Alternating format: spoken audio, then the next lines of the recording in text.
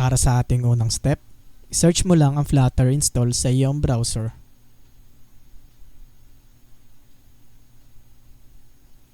I-click ang install link at i-select natin ang Mac OS installation.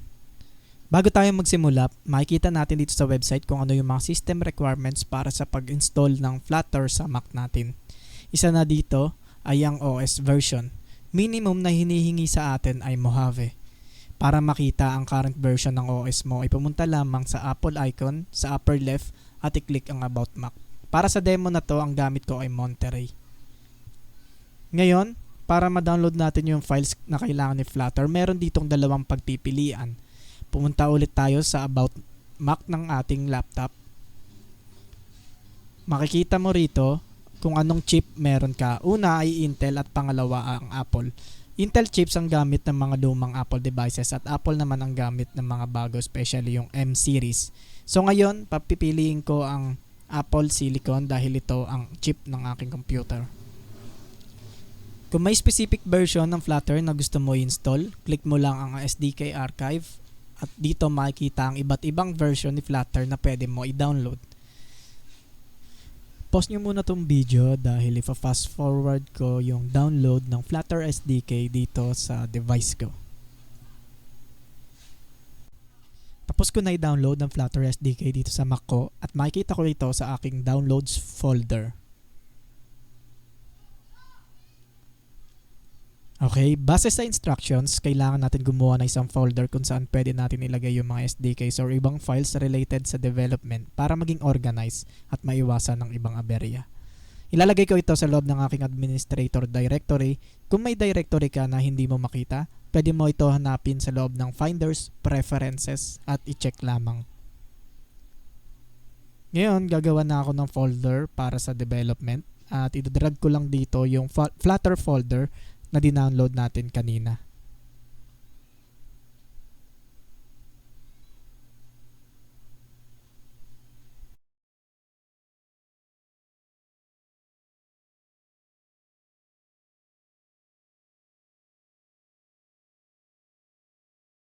Para sa pangatlong step, kailangan natin set ang path ng Flutter SDK para gumana ito sa tuwing tatawag tayo ng Flutter command sa terminal kahit nasa ibang directory. Sa ngayon, gumagana ang Flutter commands kung ang terminal ay nasa directory ng Flutter SDK. Buksan natin ang Update Your Path na link para sa detalyadong steps. Una, kailangan natin malaman kung anong uri ng shell ang gamit ng ating Mac. Para malaman ito, i-type natin sa terminal ang echo $shell. Makikita natin na ang gamit ko ay ZSH. Sumunod, kailangan natin gumawa ng RC file para sa shell natin. Kung ang shell type mo ay bash, dapat kang gumawa ng .bashrc na file. At kung katulad ng akin, dapat tayong gumawa ng .zshrc na file. Ito ang magsisilbing path file na pwedeng maging reference ng system sa tuwing tatawag tayo ng Flutter commands. Touch.zshrc at gagawa ito ng file na zshrc. Dito, pwede natin i-copy-paste yung export na line at ilagay natin yung directory ng Flutter SDK natin.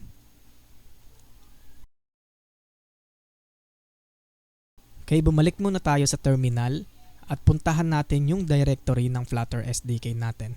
ls ang command na ginagamit para makita kung ano ang directories meron. cd naman ang ginagamit para pumasok sa loob ng directory. Ngayong nasa loob na tayo, para malaman ang buong path, type mo lang pwd para makita ang current working directory. Ipalit natin ito sa placeholder.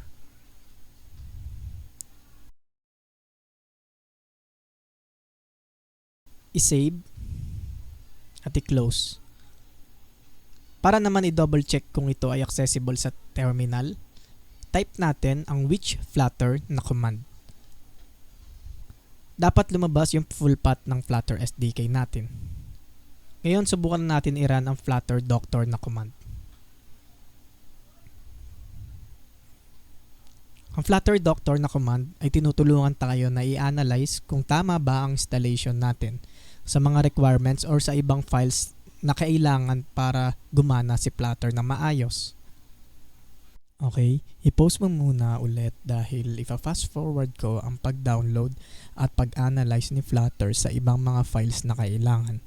Kung ikaw ay nagkakaproblema sa pag-download, siguraduhin na ikaw ay mayroong internet connection na tama o sapat, o kaya itry mo na gumamit ng VPN o Warp para ang download ay hindi mag-timeout.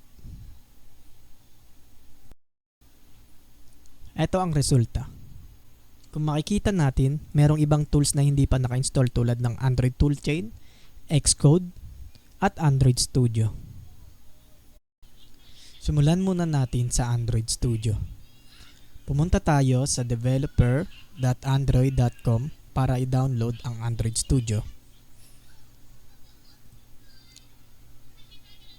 Piliin ulit ang type ng chip na gamit ng inyong Mac. Ang gamit ko ay Apple chip kaya ida-download ko ang version na para sa Apple chip.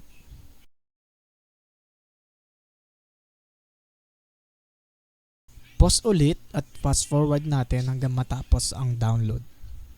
I-install na natin ang Android Studio. I-drag lamang ang icon papunta sa Applications folder.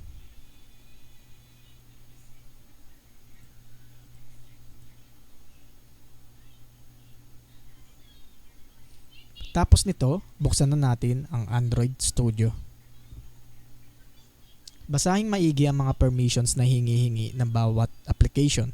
Mas okay na i-search muna ang detalye bago ito i-grant o i-open. Ngayon, isi-setup naman natin ang ating Android Studio. Sa ngayon, standard na muna ang gagamitin natin. Makikita din natin ang iba't ibang mga components na kailangan i-download ni Android Studio.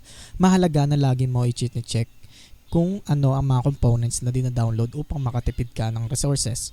Ang mga nakalagay ngayon dito sa list ay mga components na kakailanganin din natin sa mga susunod kapag nag-develop tayo ng Android, kaya hindi ko na ito babaguhin. Ngayon naman, i-accept natin ang mga licenses. Pause at fast forward ulit natin. Tapos i-install ang mga components, i-install naman natin ang mga plugins para kay Flutter. Search lamang ang Flutter at install natin.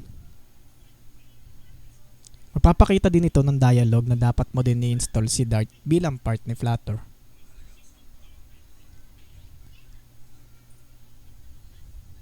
Tapos, i-restart lamang ang IDE para mag-apply.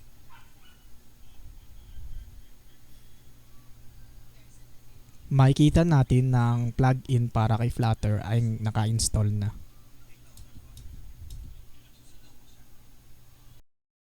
Sumunod, i-open natin ang SDK Manager ni Android Studio para makita kung ano pa ang mga kulang na requirements para kay Flutter. I-run uli natin ang Flutter Doctor upang makita ang requirements na kulang. Kung mapapansin natin, ang Android Studio ay may mark na check dahil tapos na tayo dito. Sa ilalim naman ni Android Toolchain, naka-X pa si Command Line Tools. Bumalik tayo sa SDK Manager window at i-download ito. Pumunta sa SDK Tools na tab at i-check ang Android SDK Command Line Tools. Pindutin ang OK at i-download ang component. Pagtapos ito i-download, i-run ulit natin ang Flutter Doctor sa terminal.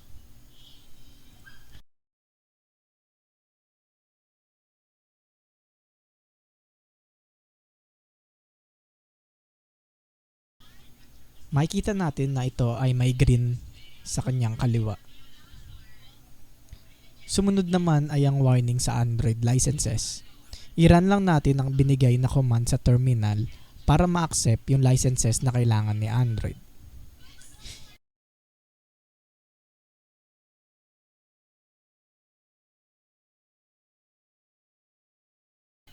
Press lamang ang Y para mag-proceed. Tapos, i-run ulit natin si Flutter Doctor. Ang lahat ng components under ni Android Toolchain ay tapos na.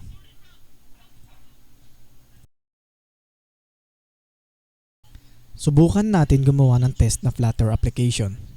Pangalanan natin itong demo run.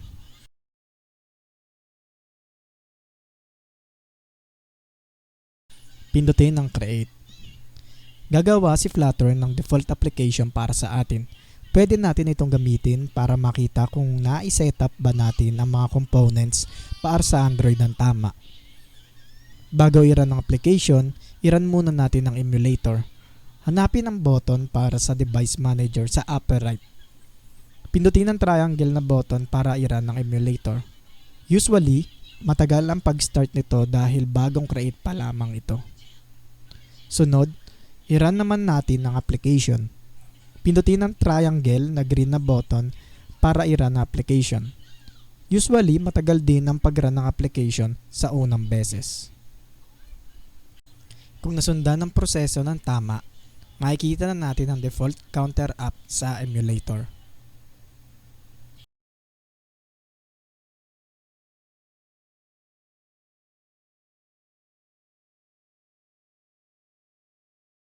Pagtapos sa Android side, pumunta naman tayo sa iOS side. Para ma-install si Xcode, kailangan natin pumunta sa App Store. Search si Xcode at i-click ang Get.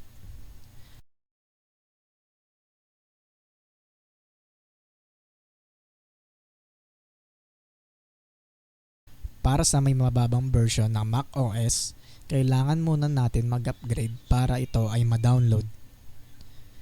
So para ma-solve, pumunta tayo sa About This Mac at i-click ang Software Update.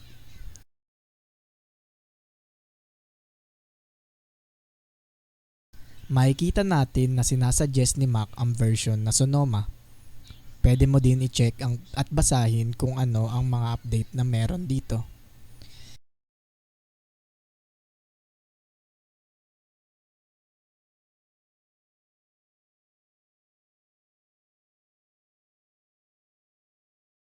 I-click ang Upgrade Now at i-pause ang video dahil matagal natin itong i-download. Ang Mac natin ay kusang magre-restart para i-apply ang updates.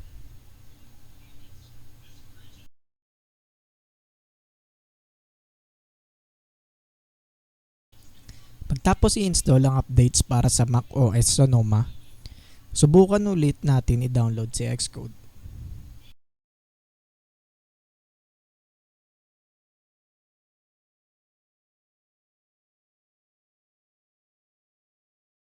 Sa pagkakataon na to, hinihingi naman ni App Store ang account natin.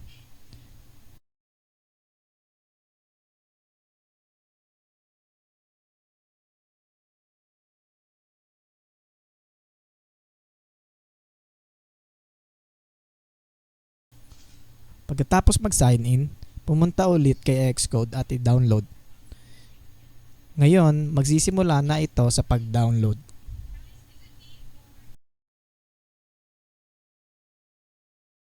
Pagtapos i-install si Xcode, i-select ang iOS platform.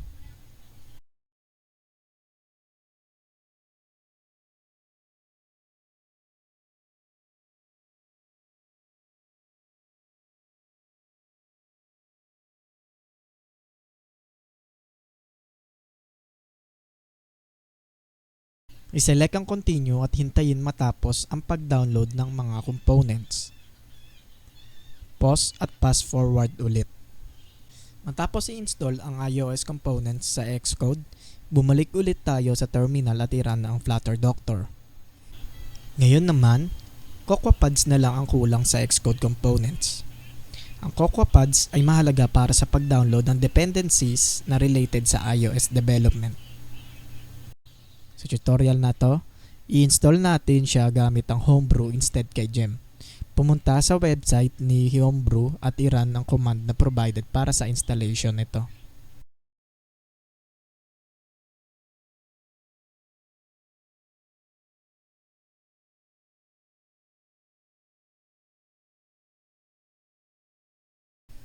Hintayin natin matapos ang mga files na kailangan ni Homebrew.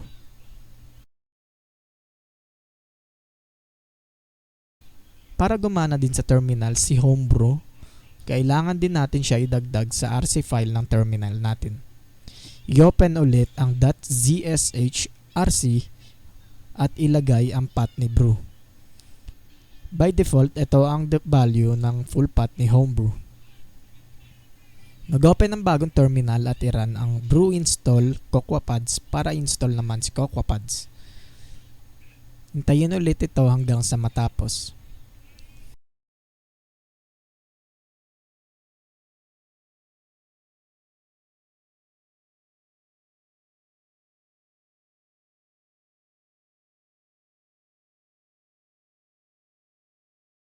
I-run ulit si Flutter Doctor.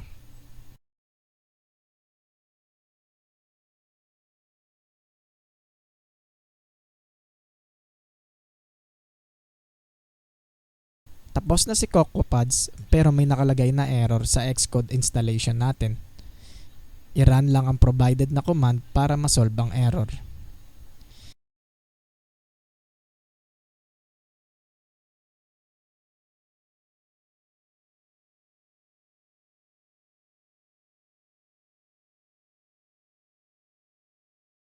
I-restart ang terminal at i-run ulit ang Flutter Doctor.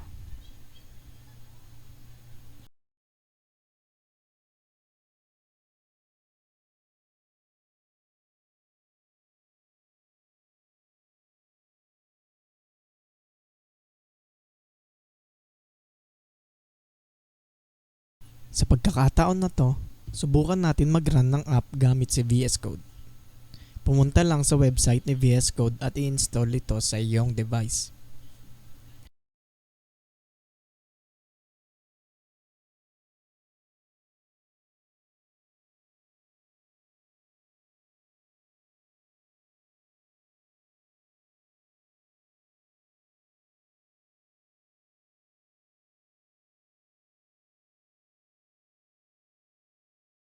After i-install ng VS Code, i-install naman natin ang Flutter extension.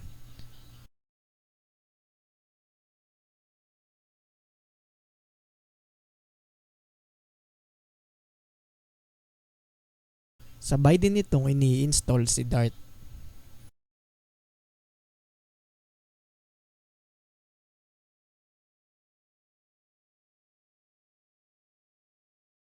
I-load natin ang demo project na inopen natin kanina sa Android Studio. Katulad ng proseso sa Android Studio, kailangan muna natin i-select ang simulator na gagamitin para ma-run ang app. I-click ang devices sa lower right at i-select ang Start iOS Simulator kung ito ay hindi pa nakastart.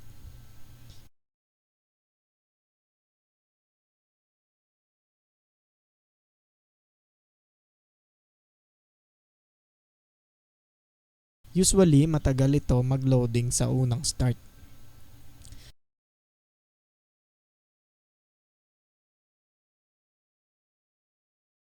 Maaari ka din pumili ng iba't ibang model o version ng simulator.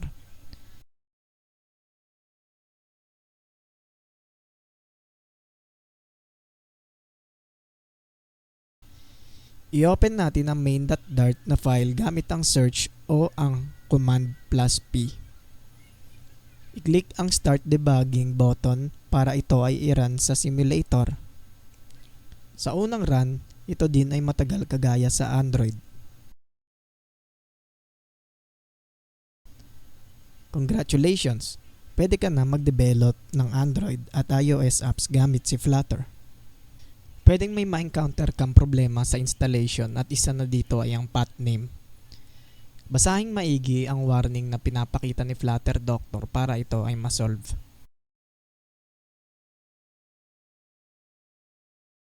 Sa case ko, mali ang capitalization ng develop na directory ko sa zshrc file dahil ito ay small letter.